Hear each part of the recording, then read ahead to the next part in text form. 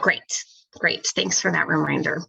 But as I was saying, we're basically talking about capital campaign work and the type of work that you'll need volunteers to be working on and the numbers. So we're going to go through each of these groups and talk about what they'll be doing at a high level and how many people will be needed to get the work done in successful campaigns. And basically the information I'm relaying to you is based off of what we're seeing happening in the industry, what we're seeing across capital campaigns across the country. So the work's going to fall into various categories. The planning work, that's the preparation and getting things ready, making decisions about the campaign. There's communication work that needs to be done for your capital campaign, event planning work, administration, the actual calling and the closing of the documents. So I think everyone here is pretty familiar with what a capital campaign is. So I'm not going to go into the details, but short and sweet, it's an active time when we're reaching out by phone, email, text to owners to ask them to financially contribute to the campaign. So this is the work that falls into, or that makes up the capital campaign. And we're going to talk about each section separately. Maybe if I can get these slides to advance. Okay, so the planning work. This work is done 6 to 18 months ahead of your capital campaign.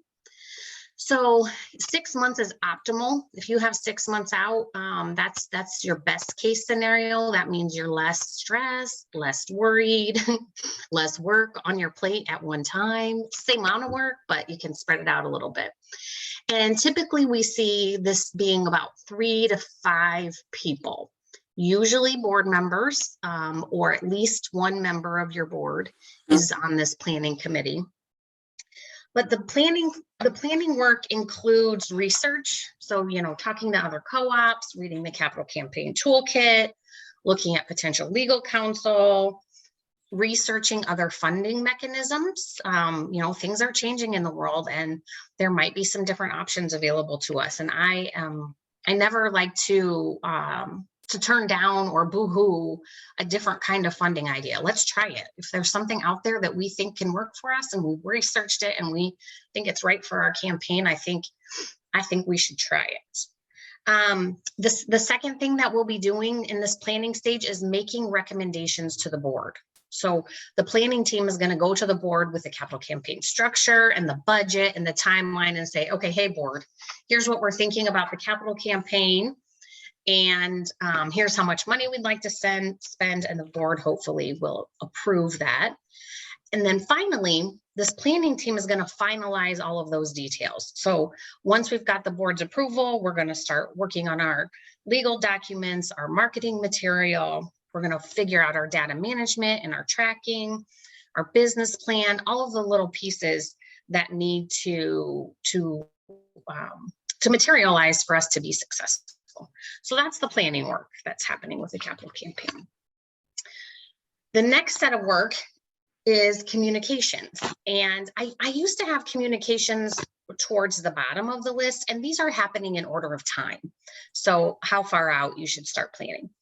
I used to have communications towards the bottom of the list because we prepare for a capital campaign communication plan to coincide with the dates of the campaign. So let's just say we're going to launch a campaign in September. Our communication plan would start, leading up to September, a few weeks, maybe, and preparing our owners. But what I've learned over time is that we have to start preparing our owners now, regardless of where you are in your development. You need to be talking about funding with your ownership now. They need to understand that this is coming and how we fund.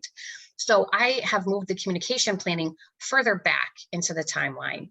And here we have outlined that you're going to need 2 to 4 people who are good with social media, good with graphics, good writers, good editors, and they can start their work 6 to 18 months prior to the capital campaign. As I talked about before, the sooner we can start talking about this, the better. So that's 2 to 4 people.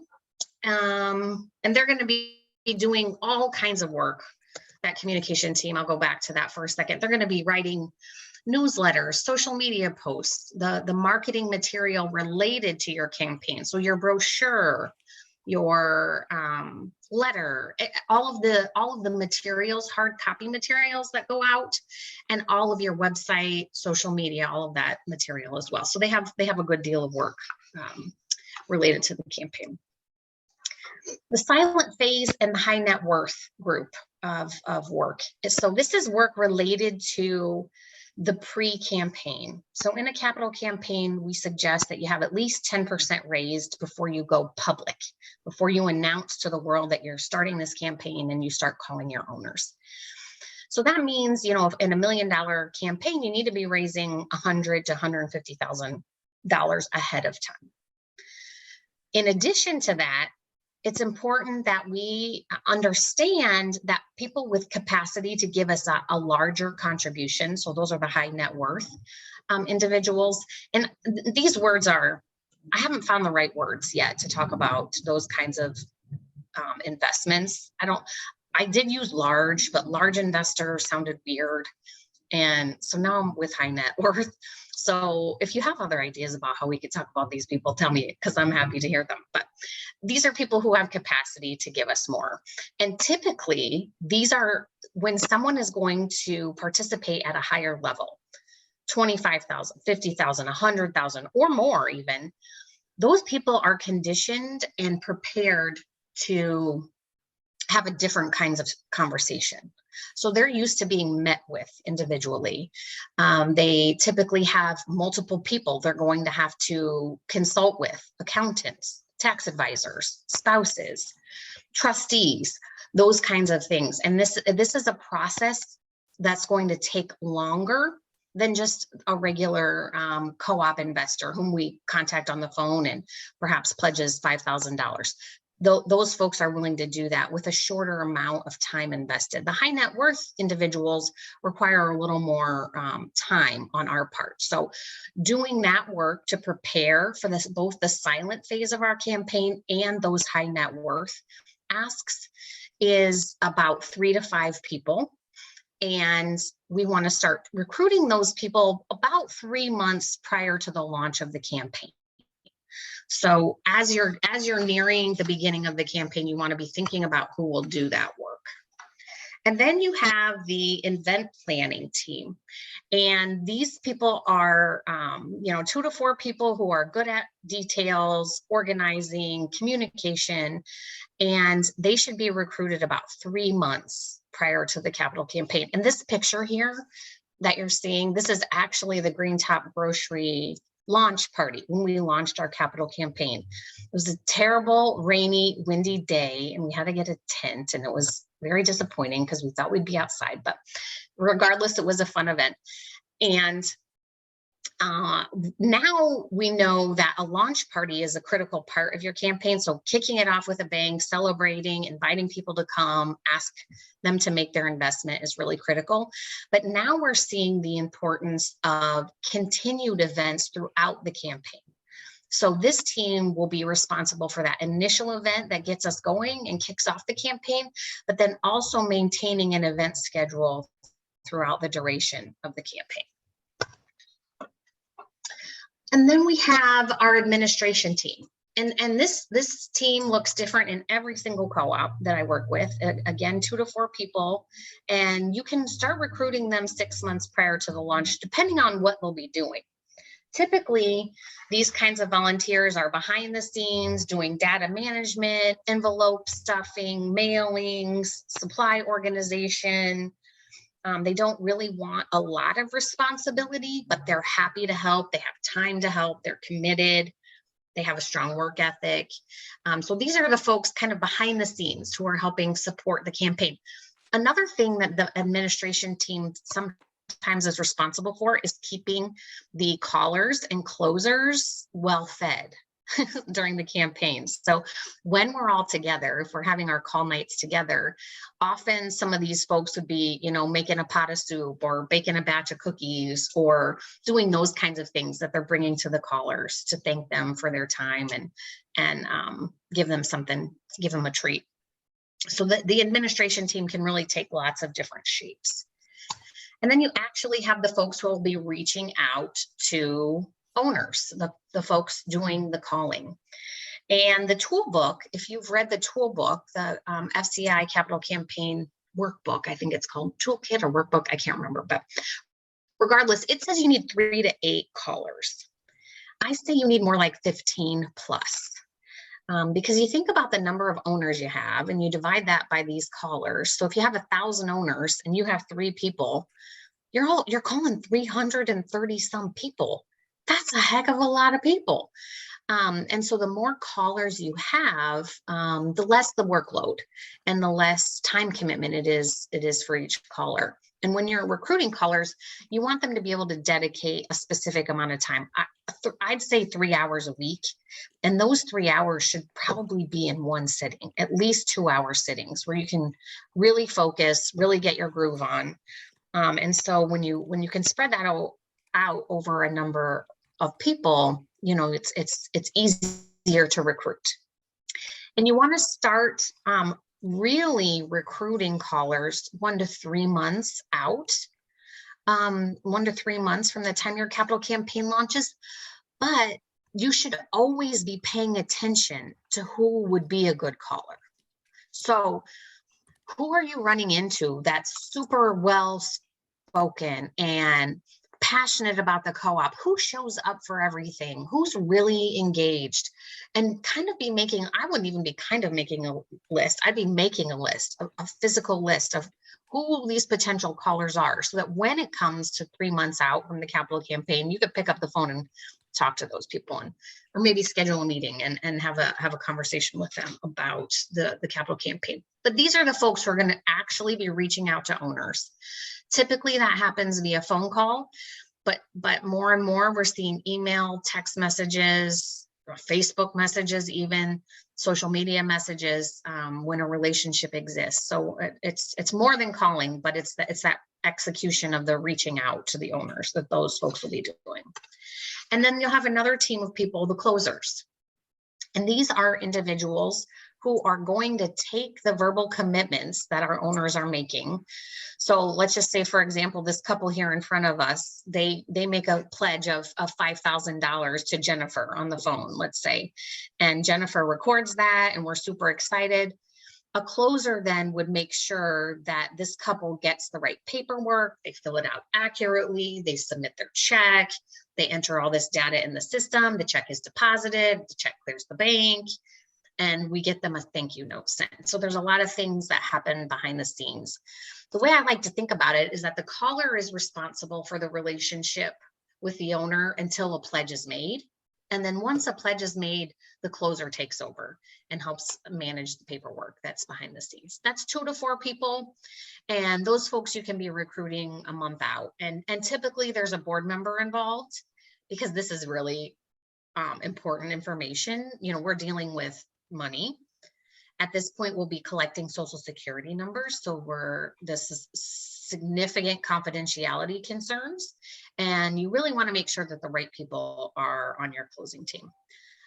So really, it's a huge number of people we're talking about here. If you added all those numbers up, we're well over 40 volunteers it will take to execute a well-run capital campaign. So some things I wanted to leave you guys with in terms of, some takeaways from what we've talked about here. It's never too early to start planning. So if your capital campaign is on the horizon, you should be thinking about it and planning for it now. Really, it's never too early. At Green Top Grocery was my first co-op, which I was employed at, and we lost 2 sites. So we started planning a capital campaign, lost a site, continued planning the capital campaign in preparation for a new site, then lost that site. And finally, the 3rd time around. So we were about 18 months of planning out, and really it was to our advantage because we had some breathing room. We had some time to plan and to execute. And even though it was disappointing and discouraging at times to lose those sites, it really did give us a nice window to get a lot done without a huge amount of stress. And you do need more people than you think. I think every co-op that I've worked with is amazed by the number of volunteers that is required to execute a good campaign. Creating job descriptions for each of these categories of people is really important. So spelling out exactly what the communications team will do and exactly how much time is required and what kind of skills they're going to need and how it looks in terms of their time commitment. I think that's really critical when you're recruiting. So you can sit down with these people and have a conversation and say, okay, here's what we're thinking this work looks like. You know, it seems like you'd be a good fit for this. You know, after you read this job description, you know, then you'll have a little better idea of what's entailed. So I think it's a really good practice, and I encourage you to do that. As I mentioned when we started, you should start talking about funding now. I wish, as I look back on my own personal co-ops journey, I wish that I had started talking about funding sooner in the process. As soon as someone becomes an owner, they should know that they're going to be asked for money again, that their investment, their share purchase is not going to fund our store. You know, their $250 purchase or $200 purchase is not $200 times 1,000 owners does not equal enough money to open a grocery store. And talking about how grocery stores are funded, how cooperative grocery stores are funded very early on is going to be critical. So I encourage you to, you know, write posts about this, put articles in your newsletter, talk about it at your annual meeting. It should constantly be part of our communication. And we've talked about when to do the recruiting for your capital campaign, you know, specifically how many months out you need this group of people or that group of people.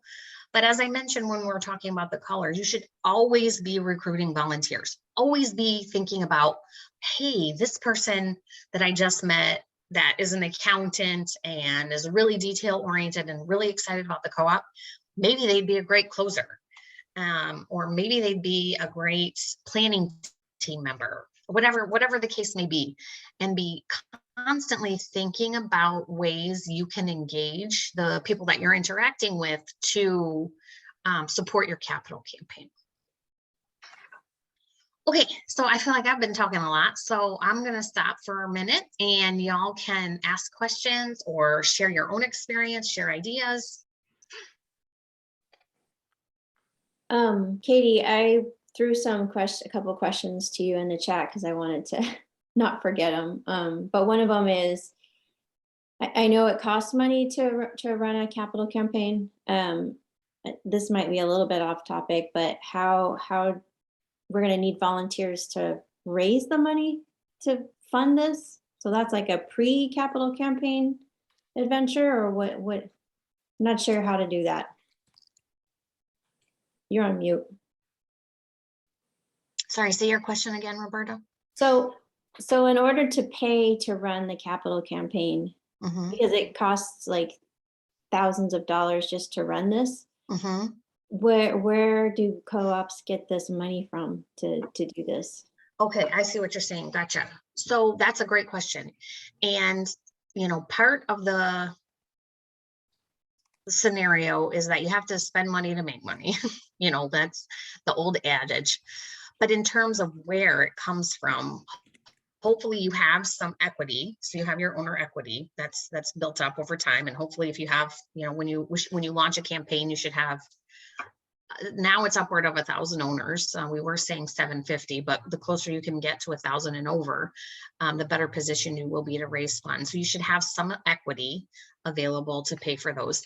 And then as you're raising money, depending on how your capital campaign is structured, you can use some of those funds to pay your capital campaign expenses.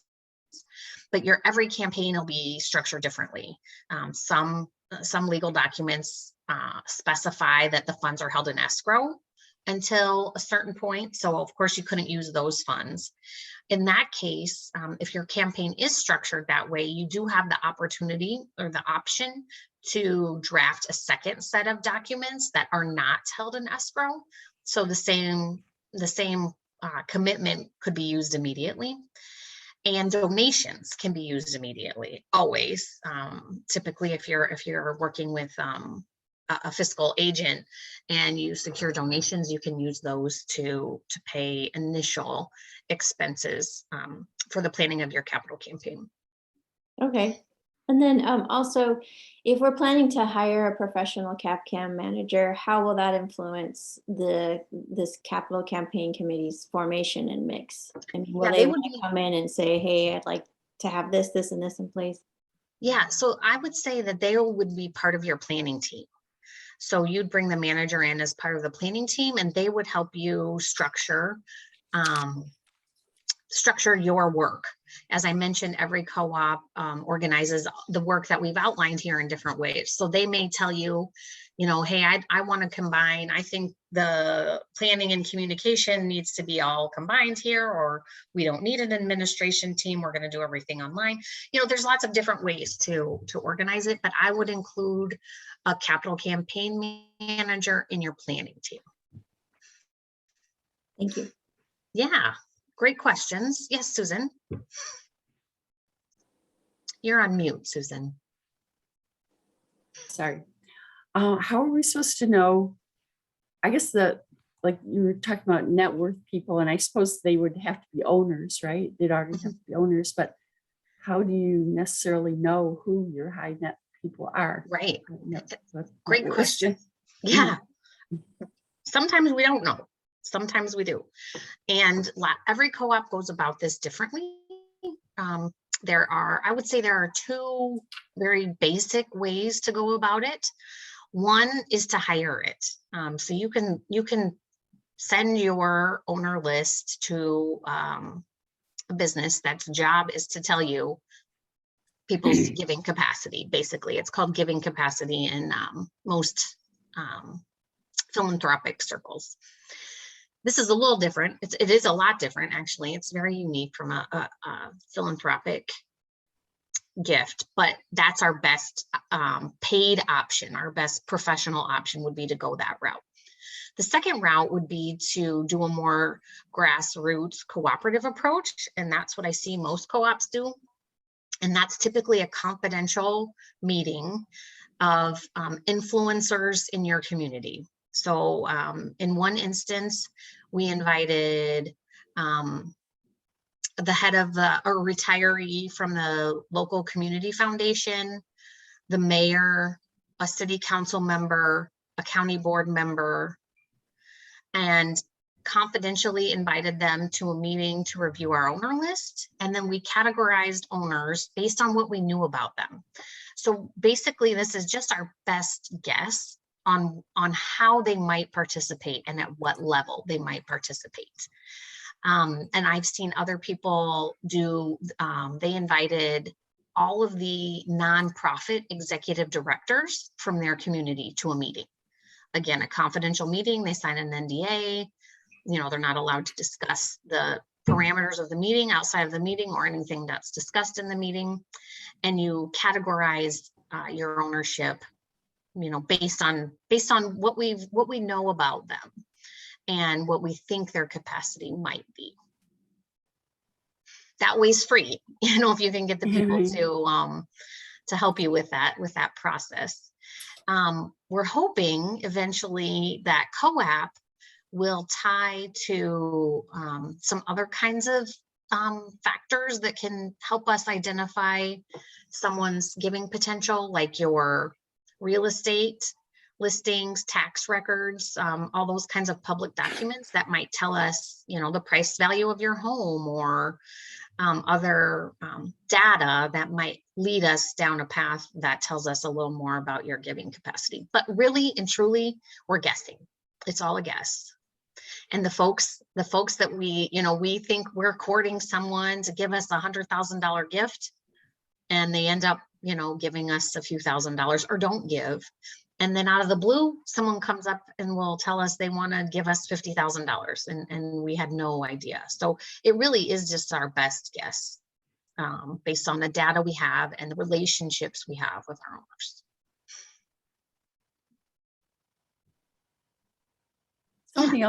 Something else I was wondering about, like for calling people, I had thought it might be a good idea for the board members to look over the membership list and like choose people they know.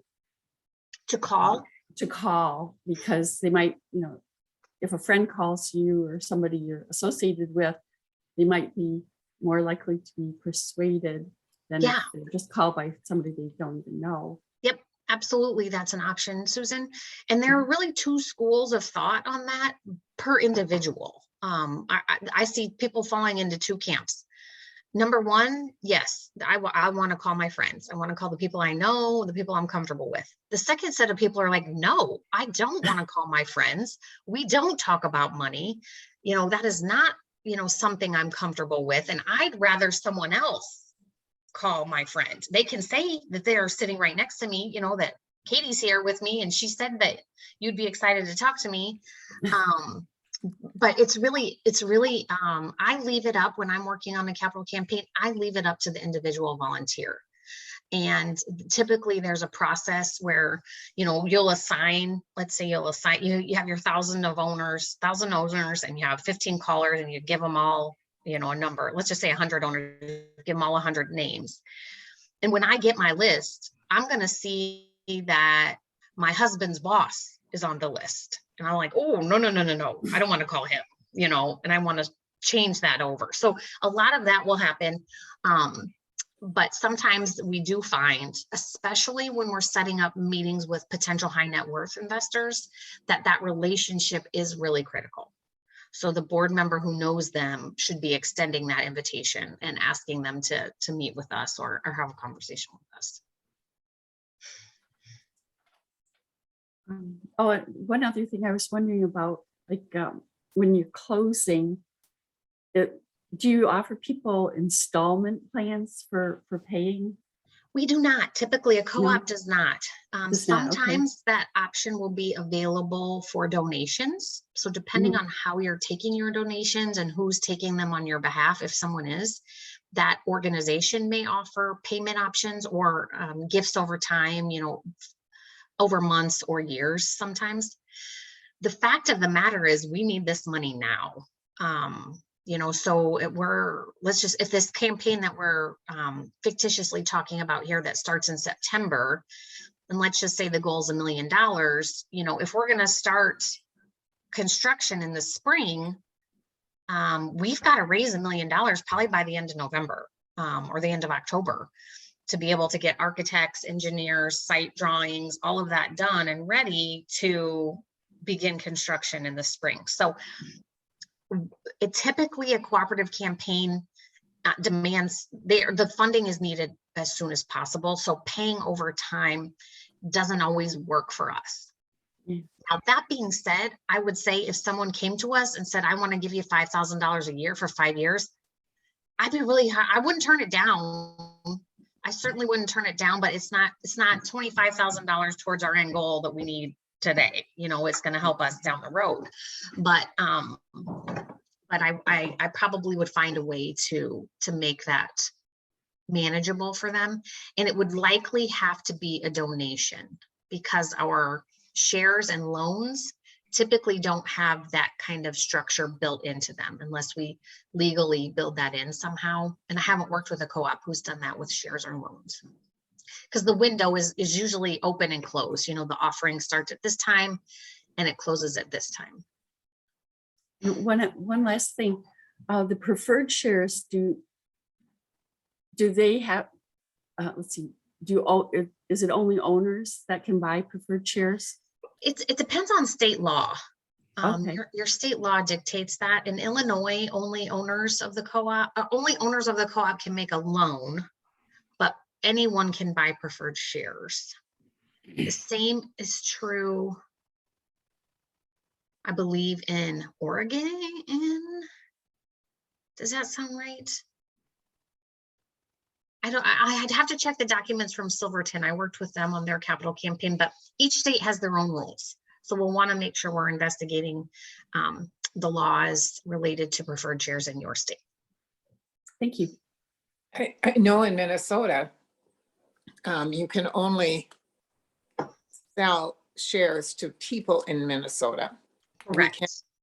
We've got owners who have moved out of state or just come up here in the summertime or whatever, and that's a no-no unless they have an address in Minnesota. Right, and it has to be their primary residence. So even summer, if they're only there a few months or a limited amount of time, that doesn't qualify legally. Yeah.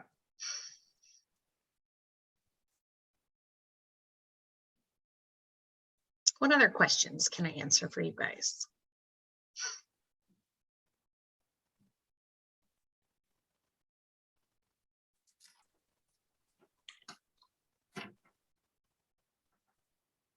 Jennifer, you've been quiet. Anything on your mind? No, this is really helpful, though. It's daunting, isn't it? Well, it can be, Yeah. it can be a little bit overwhelming, and it's a lot of work. I mean, to be honest, it's a lot of work to execute a successful capital campaign. The good thing is that we can break it down into steps and tasks and make it a little more manageable. And so that's why I like sessions like this, where we can talk about, okay, what is this one task that we need to get done? How do we recruit these volunteers? What are the things we need? And we can start working on the pieces of that. And every piece that we complete, every step we take gets us closer to that end goal.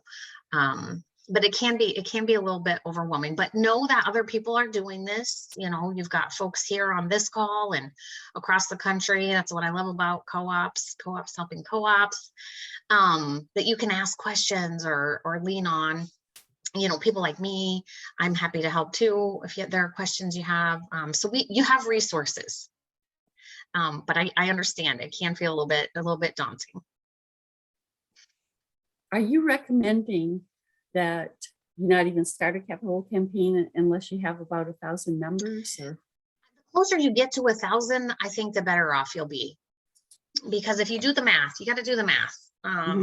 So let's just say right now, I'd say the average capital campaign contribution is about 4,500 to 4,500. So if you had 1,000 owners, and we're seeing 25 to 35% participation, depending on the co-op. So let's just go with 30% participation. That's about 300 people who are gonna contribute.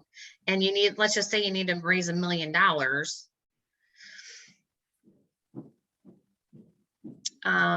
That's an average gift of 3,300.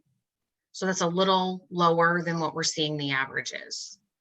So if you divide that $1 million by 4,500, which is what the average is, we're seeing. Oops, I didn't do that right. Divide it by. Helps if your fingers work. That's 220. So that's about 25% participation rate.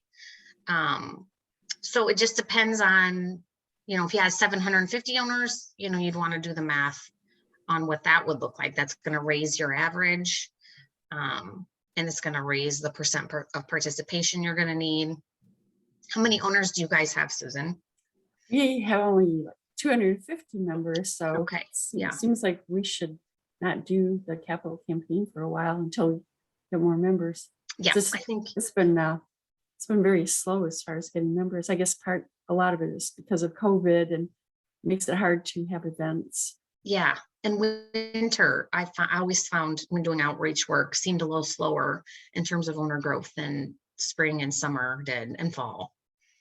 Yeah, at least when it's warm, even with COVID, you can do things outside and people feel safer. Yeah, right. And we found that last year we decided to put it up to our owners whether they wanted to take the risk of tabling at certain events. And the first one that we had was a community celebration, and it was held outside. And so people seemed to be, there were more, I think people were anxious to get out because there hadn't been anything. We'd been down lockdown. So I think it was in July that we did our first tabling events. And that particular celebration brought a lot of people. And then we went to our county fair in August. And we, if you're gonna get a booth down there, you have to man it from the hours that they're open, so maybe from 10 till 9 for 4 or 5 days. We had to have enough volunteers to do that, but it really paid off. We had good growth in that time period. And now it's been slow, but we have a grower in town that sells at the farmer's market, sells a lot of plant starts. And now they've said, well, okay, if we can get so many new owners in a month period of time, she will give every one of those new owners 4 plant starts. Things like that. So those kinds of things. And in Minnesota, you do it in the summertime, or you risk having to do an indoor event in the fall and winter, and who knows with COVID. Right. Yeah, absolutely. So yes, Susan, to answer your question, I think growing your ownership base is going to be important for your capital campaign. Yeah. Hey, Ron, thanks for joining us. Sorry, I had a client I couldn't get rid of. Don't you hate when work gets in the way of your co-op business? Doggone it. Oh, we just went through some slides, Ron, and we're recording this session so you can watch it back, and I'll send the slides out as well. We're just talking about basically what your co-op's been working on is volunteer needs for your capital campaign and how the work breaks down and how many people you actually need. So did you have questions specifically to the topic, Ron, that you were hoping to get answered today? Well, certainly, there's the capital campaign. We have 6 committees. And one of the things that we've talked about that we haven't really acted on is how are we going to find 6 team leaders for each of those committees? Right. Because our most active people already are on ownership and outreach or various committees. Mm-hmm. And some of those would be ideal to be a team leader for the capital campaign, but there's a little pushback on, getting them spread too thin, or, Yep. how do we do that? So anybody that has experience in that area, I would like to hear how they did it. Well, I'll share my experience, and then of course I would love to hear from the rest of you guys. This is a never-ending struggle for us, right? This is what we're doing before we even start planning our capital campaign is hard work and a lot of work. And then you add this on top of it, which is even more work and a lot more work. It is taxing. Can be taxing on your volunteers. So I think it's important to recognize that and acknowledge it first of all. So I think we all are there. At Green Top Grocery, that was my first capital campaign. I will say that we probably didn't do that well. We did not take, I shouldn't say take, the capital campaign planning work was kind of done in a silo. We were just really focused and really gung-ho and really on a mission, and we did the work and we did it well, but we weren't necessarily connected to what was happening on outreach, or we were connected to the board because we reported to the board, but pretty much everything else we kind of shut out. We were focused. And what I've seen other co-ops do as we've progressed down this path, and the more co-ops I've worked with, I've learned from, is opening that up, making it more connected. So the outreach team now should be probably supporting the work of the capital campaign. They should be connected to what we're doing.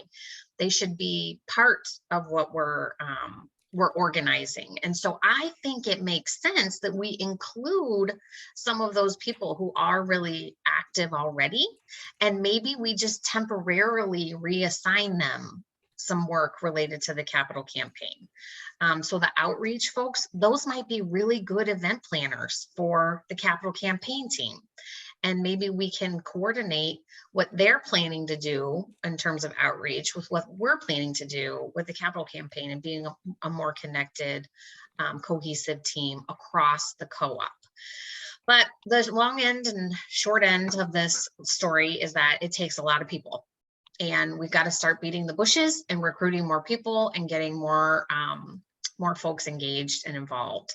And the sooner we can do that, the better off we'll be. But please share what you guys have experienced in terms of filling those roles, regardless if it's capital campaign. It's a lot of work. We're beginning to address that now at Free Range. One of the things we have on our website is a volunteer survey form that people can fill out. And that helps to a degree. But the problem is that we've had that sitting out there for a long time. And we have not always been very good about getting back to these people for the simple reason that we lost a couple of board members, so we're down to 7. And we're all working on different things, so it gets spread. Now, I was able to recruit some people for our owner engagement team. And there's 2 people on there that will make terrific callers. But we are meeting, we met a couple Fridays ago, we're going to meet again Friday as to the best way to approach it. But I know we've been putting stuff in our newsletter. We've been doing some social media posts. And I want to reach out to those people who completed a survey. I want to reach out to those first. And one of the questions on the survey is, would you be comfortable asking people for funds during the capital campaign? So anybody who said yes to that is going to get a phone call. The problem is, when she was talking about stress, is I was whining before the rest of you got on. That right now I am feeling very overwhelmed. Just too much work for the co-op, and it's not healthy for me or for the co-op to be doing that if you get burnt out. And Right. say, number one thing, you just can't burn out your volunteers. Yeah, I think that's a really great point, Lois, is volunteer recognition and appreciation becomes even more and more critical the Yeah. further along we get. Yeah. These people, we should be sending handwritten thank you cards and dropping off coffee cards and buying them a cookie, small things, but we should not neglect them. Even simple emails thanking them for their engagement and participation, I think becomes really critical. Roberta, I'm interested in your take on Ron's question, because you've done a really good job in growing your team. And maybe you can share some of the things that have worked for you and how you've recruited the great volunteers you have. A lot of it is volunteer courting. You kind of, you want to give them a lot of attention, know their story, meet them where they're at, keep the communication up, check in with them on a personal level as well. Just remind yourself that these are all volunteers and they have their own lives, and just keep that perspective of how you'd want to be treated as a volunteer. But yeah, I tend to kind of do a lot of hand holding, and I don't know, it takes a lot of work. It takes a lot of my time because I'm checking in with a lot of different people and trying to keep stories straight. It's not that I mind that, it's a lot of work. Yeah, I hope that makes sense, is helpful. Yes. Yeah, thanks for sharing that. One thing I find that I sometimes have been reluctant to bring on a volunteer because it takes work and I have to manage it and train them and talk to them. And, I think, oh, it's faster if I just do it myself. And I would encourage us not to go down that path, that it is worth the time and energy to invest in other people, because once you invest that time and energy and you've trained them well, they can go leaps and and jumps beyond where you could go by yourself. We're stronger together. So take the time to invest in the volunteers around you, seek out the new ones. Yeah, Jennifer. Oh, no, I'm sorry, I'm being interrupted. Oh, that's okay. I thought you were raising your hand. I thought you had something to say. Susan, did you have any thoughts on Ron's question? We're far from being there, so. And I'm fairly new board member, so can't really help them out there, sorry. No, well, that's all right. That's all right. We're all learning. We're all going at our own And pace. This is great just to be able to talk to other people like this and hear what you have to say. It's so helpful. Thank you. Thank you. Jennifer, sorry you have to leave us, but it was good to have you here. Other questions? Who else has questions? Ron is muted. Yeah, there we go. Has any co-op tried a volunteer meet and greet or something to, maybe another name for it, but it seems like we could promote it in a newsletter, put it on a website, that kind of thing, but then have it specific to the capital campaign, specific to the 6 committees, that kind of thing. Has anybody tried something like that? Ron, I would often do events like that we call them different things over time. At one point we called them Co-op 101. Another time we flat out call them volunteer recruiting events, or we've also called them intro to the co-op. Lots of different ways to title them. But I have not done it specific to the capital campaign. But if you're doing those regularly throughout your co-op's development, so you're inviting people in to, get the basics of the co-op and learn about the co-op's needs. And I would be very clear in your communication that that's what you're doing. So they don't get there and they're not surprised that you're asking them to help. You're outlining, here's what the co-op is, here's how we need you to help. And letting them kind of self-select where it makes sense for them to fit. The people who will be good on your capital campaign should start to materialize. Like they should become evident as you're doing that. But at your co-op, since I know about what's happening at Whitewater, I absolutely think an event that talks about your capital campaign volunteer needs could be an interesting way to get people engaged and excited. And Roberta, I think you've done some of these kinds of events, right?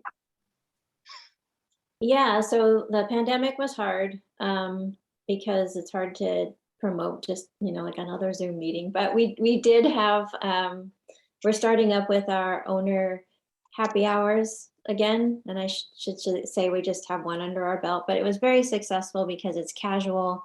It involves food and alcohol. Can't go wrong there. Yeah, there wasn't necessarily an agenda, just, starting to, because the people that show up just naturally want to know what's going on. So then that's just, they provide their own segue or they provide your segue to start talking about, hey, yeah, capital campaign, by the way, and just talking about what we need. So something casual like that. You can produce more structured events like maybe once a month hosting the brand spanking new volunteers that have come on board during the past month and having like an orientation. And that's a great time to have those sheets out for them to sign up for the different roles you're looking for. And then of course, you guys are there to tell them exactly what you're looking for, but having those job descriptions, like Katie says, are also wonderful. But you can be there to elaborate and also flexibility. I would say, sometimes in your mind, when you're creating the job description, you think, okay, you're thinking about one person doing this job. Well, I've experienced that maybe it could be shared like between a couple, like they do it together, or you bring, other people together to be this leader because they just don't have the bandwidth otherwise. And then you won't find anybody unless you're willing to be flexible with how these campaigns are led. So it's kind of a balance between too many cooks in the kitchen and maybe like this power couple that, they have the time to do it. Yeah, good point, Roberta. I wonder if, what happens if somebody volunteers, but then they turn out like not to be at all the right kind of person for that particular role? Yeah. That seems like it could be awkward. I don't Yep. know. I suppose that happens sometimes. Yep, it does happen. And I would recommend that my philosophy on volunteer management is that it's handled as you would handle employee management. So if you've ever supervised an employee or had anyone report to you, I use the exact same structure. So they have a job description, they have expectations. We're checking in regularly. I'm asking them how they're doing. They're reporting their progress. When they don't show up, I call them and I say, hey, we were expecting you at 10 o'clock. I hope everything's okay. That's my first assumption, is that, it's not an error on their part. Maybe they had a flat tire, or, kid got sick, or whatever it is. I assume the best, but I'm checking in with them. And if you're in regular communication, if you know them, if you understand them, if you've had an honest conversation about what's expected and what the time commitment is, typically those people will self-identify. Well, goodbye, Roberta. Thanks for joining us. Typically those people will self-identify. And when I get into a spot where someone really is not the right fit, I think a direct conversation, asking them how they're doing. How do you like the work you're doing? How is it working out for you? How do you feel about what you've done so far? And they're going to say, I suck. I haven't been showing up. Whatever's happening in my life has been distracting me more than I thought it would. They're going to tell you, what, it's not the right thing for me. And there's a rare instance where they're going to hang on and they don't quite see it. I would say that's 1 in 100. Not very often is that going to happen. But in those rare instances, you might have to have a conversation and say, okay, seems like this isn't working out for you. How about we try this? And maybe we change their work. Maybe we give them a new assignment. Maybe we make an adjustment so that they can be successful. But it's hard. Volunteer management is, it's challenging. It's just like management. It's just like taking care of a team of people that work for you. It takes work and time and dedication. And Lois, I think you had something to say too, right? I wanted to find out a little bit more about Hillsborough's happy hours. We have a couple, 3, I think, microbreweries in town, but one of them is an owner, and they're always, willing to help with anything. And I think that sounds like something that would really appeal to some of the younger people. Yeah. Middle-aged people. Yep. And I can't tell you about Hillsborough specifically, but when I've been involved with co-ops that are doing them, that's pretty simple, Roberta, or not Roberta, Lois. It's the coordinating with the brewery and getting their permission, creating an event, some kind of invitation, and then just having someone from the co-op be available and show up. And then, usually it's very casual, very, there's no presentation, no structure, just chatting, catching up, sharing what's happening at the co-op, learning what's happening in their lives, more social. Thank you.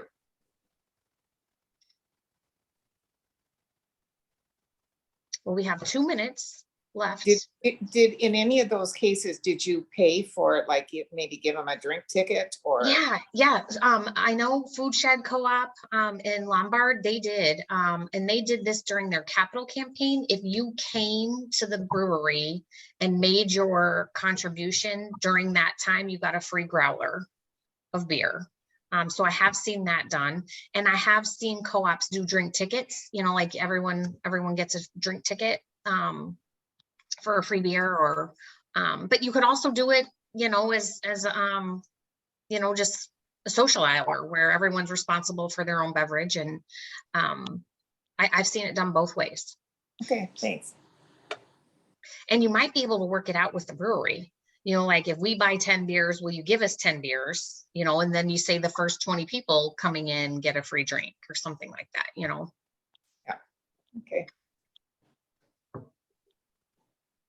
Well, this has been helpful. Good, good. I'm glad. I really enjoy when we can all share our experiences. I think we're better together. And it's the old adage about how do you eat an elephant, one bite at a time. And I think when you're looking at the planning responsibilities of what you're trying to accomplish, it can get pretty overwhelming, but if you just keep at it, it'll get there. You're right. I haven't heard that adage before. I don't know why, but it's perfect for this. Yeah, one bite at a time. I love it. I love it. Well, we're at 1 o'clock, so we'll end here, but I appreciate you guys joining us, and we'll do this again next month. If you have ideas on the topic you'd like us to cover, send me an email or send me a Facebook message, and we'll see if we can work it in. Thank you. All right. Take care, Okay. everybody. Sorry I was late. No problem, Ron.